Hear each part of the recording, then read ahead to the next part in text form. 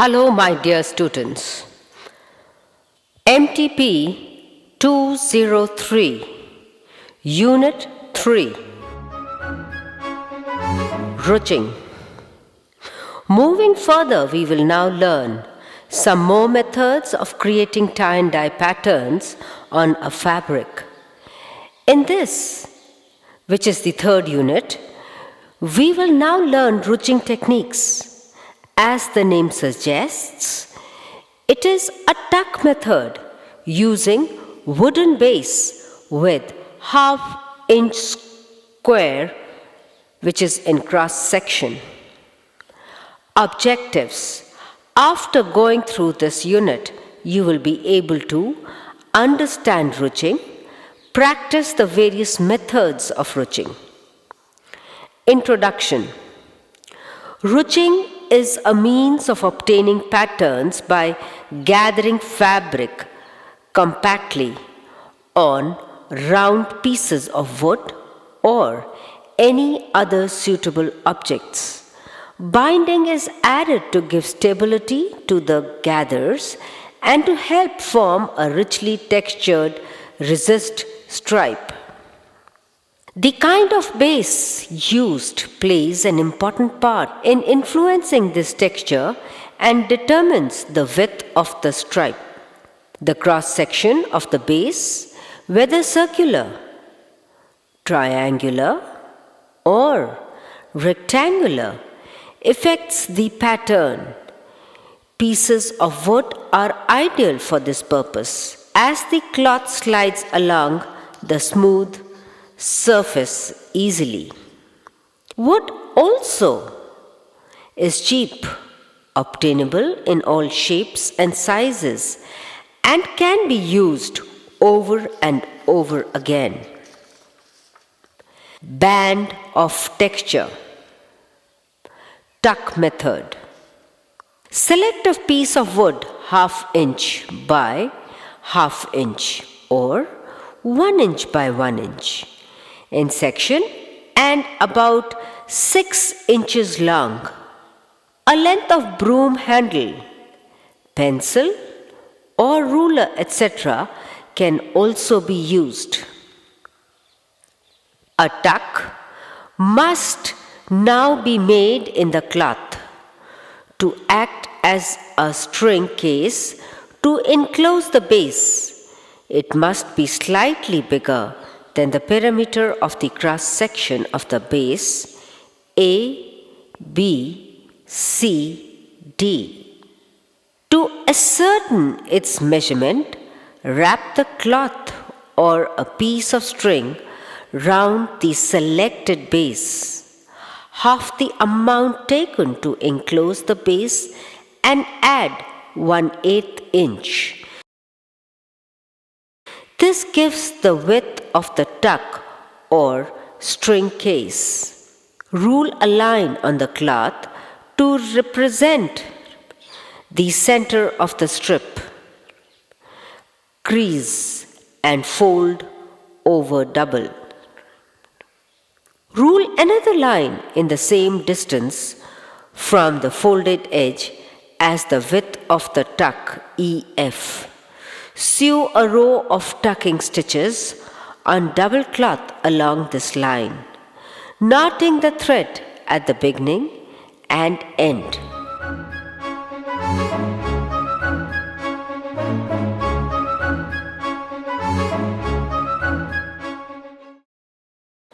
Push the wood into the tuck so formed and pull up the tacking stitches. Pack the ruched fabric solidly at one end of the base. The whole success of the technique hinges on this part of the operation. The more tightly packed the ruching is, the more successful and definite the pattern will be. Bind round the ruching so that it will resist the dye more effectively. The drawn-up sewing threads can be used for this purpose. Repeat this procedure over the sample using a separate base and string case for each stripe. Dye by completely immersing the sample in the dye bath. If the cloth is concentrated at one end of the base, only that end needs to be put in the dye bath. Thus, a much smaller bowl can be used and consequently less dye. This may mean collecting up the base and tying them into an orderly bundle so that the end supporting the cloth can be lowered into the dye bath simultaneously. Dye, rinse, dry, and untie. Add more binding and dye a second color. Variations. Sew all the tucks for the string cases, but leave alternate ones empty.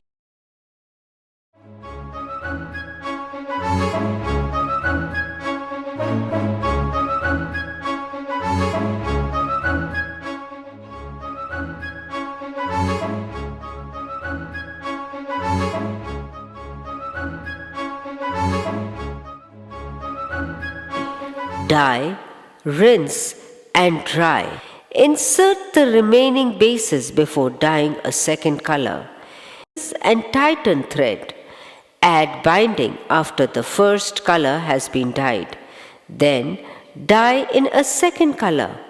Apply the second dye with a brush on the ruch areas only. Make an alternate wide and narrow stripe by using a thick and thin base. Bind the bases contacting the ruchings together in pairs before dyeing a second color.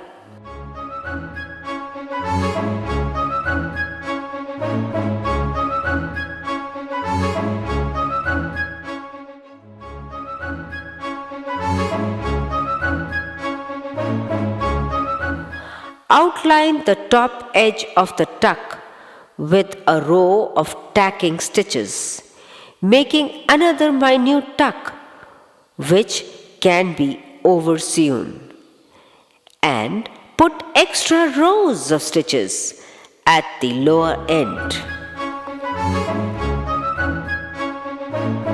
The string case may have several small sewn tucks on each side. The sewing threads should not be drawn up until after the base has been inserted in the main tuck. Make a double-decker ruching using a very narrow and wider bases in the same tuck. Sew a tuck below the folded edge, big enough to enclose the narrow base. Using one of several rows of sewing, make a second row or band by tacking stitches far enough away from the first so that the second tuck will accommodate the wider base.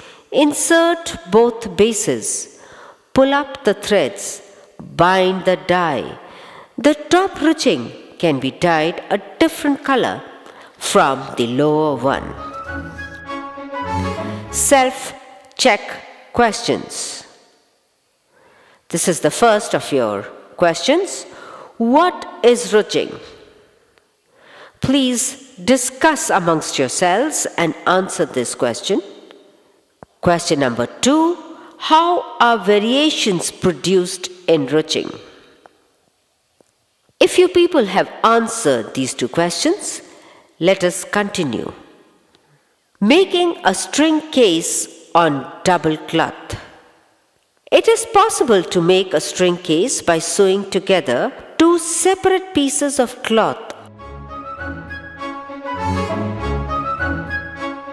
or folding one length in half. A square of cloth can be folded over diagonally to form a double triangle. Method. Pin the two halves of the cloth together accurately. Mark on one side of the double cloth where the rows of sewing are to be placed. The tunnel EF made between two rows of sewing provides the string case and must be made wide enough. Therefore, to enclose the base, to estimate this distance, half the measurement of the parameters of the cross section of the base A, B, C and D and add ½ inch. By this method, the rows of ruching can be placed closer together than by the tuck method. It is probably more useful for a regular repeat pattern. Complete all the rows of sewing and insert the bases. Bunch up the cloth to one end. Pull up the sewing threads and wrap them in the crosswise direction round the mass of ruched cloth at the end of each base. Dye in exactly the same way as for the tuck method. Oval and diamond patterns. Some quite magnificent designs can be created by adapting this ruching technique to form large-scale oval and diamond patterns. In this case, much wider and longer pieces of wood are required. The string cases may be sewn across, lengthwise or diagonally on the cloth. Both the tuck and double cloth methods may be used. Method. Determine the width of the string case EF. If the pattern is very large, allow half the parameter of the cross section A, B, C, D plus 3/4 to 1 inch. Tuck method. Mark the position of the string case on the sample. Fold the cloth over double.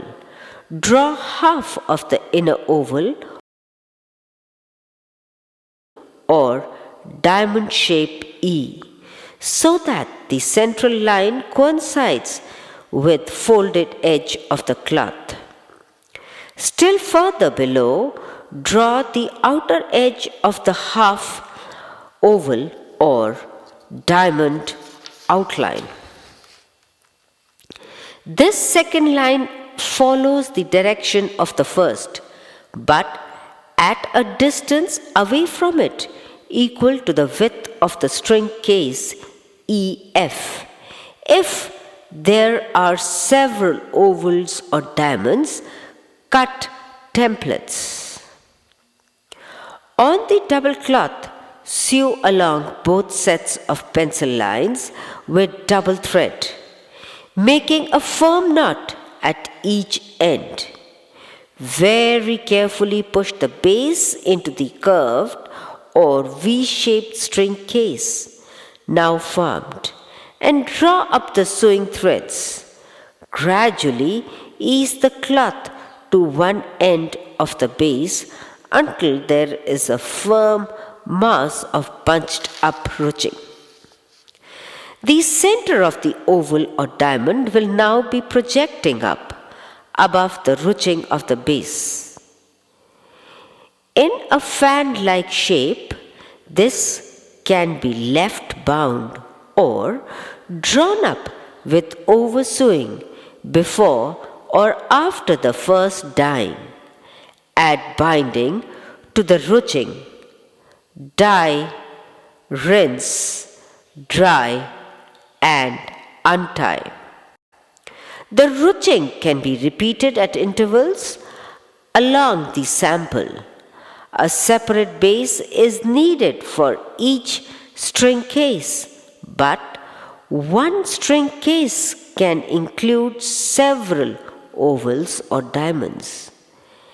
As long as they are all in line across or down the sample, from this it will be seen that the tuck method produces a complete oval or diamond with one string case and base. Activity: make a table runner of a measurement 20 inches by 10 with tuck method. Double cloth method. By the double cloth method, an oval or diamond requires two bases, one for each half, as they are sewn flat on the cloth, but at the same time, a similar shape is created on the underneath piece of the cloth. So, all the two bases are used, two complete shapes are produced simultaneously. Put the two halves of the cloth together, find the width of the string case EF, mark the whole of the inner oval or diamond X on the cloth where required. Parallel to this and at a distance away from it equal to EF, draw the outer shape Y. Tack along the pencil line. Insert bases. Draw up sewing threads and add binding dye as required. Summing up, the idea behind ruching is to take a piece of fabric and roll it around a length of cord or string and then gather up the material and tie off the ends and then applying the dye to the textured fabric. The summary of this unit lies in the fact that the amount of compression applied to the fabric actually creates the required resist and effect. I had asked you two questions in the beginning. The answer to the question first was, ruching is a means of obtaining patterns by gathering fabric, completely round pieces of wood or any other suitable objects. Binding is added to give suitability to the gathers and to help form a richly textured resist stripe. The second answer was, when I had asked you about the variations of ruching, answer, more binding is added and dyed in a second color. All the tucks are sewn for the string cases, but alternate ones may be left empty. After dyeing, rinsing and drying, the remaining bases are inserted before dyeing in a second color. The bases are inserted and threads are tightened after the first color has been dyed. Binding is added and then dyed in the second color. The second color is applied with a brush on the ruch areas only. An alternate wide and narrow stripe is made by using a thick and thin base. The bases are bound containing the ruchings together in pairs before dyeing a second color. The top edge of the tuck is outlined with a row of tacking stitches, making another minute tuck which can be oversewn. Extra rows of stitches are put at the lower end. The string case may have several small sewn tucks on each side. The sewing threads should not be drawn up until after the base has been inserted in the main tuck. A double-decker ruching is made using a very narrow and a wider base in the same tuck. A tuck is sewn below the folded edge, big enough to enclose the narrow base, using one of the several rows of sewing.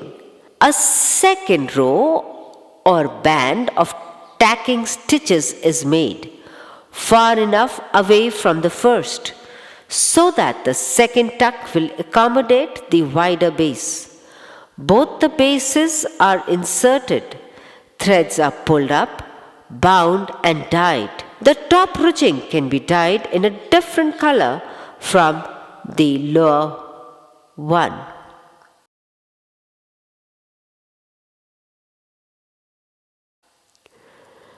Let me give you some terminal questions. You could answer them at your own ease and also try them out practically. How is band of texture created with tuck method? Question number 2. How is string case made on double cloth? Question number 3. How are oval and diamond patterns obtained in ruching? Thank you.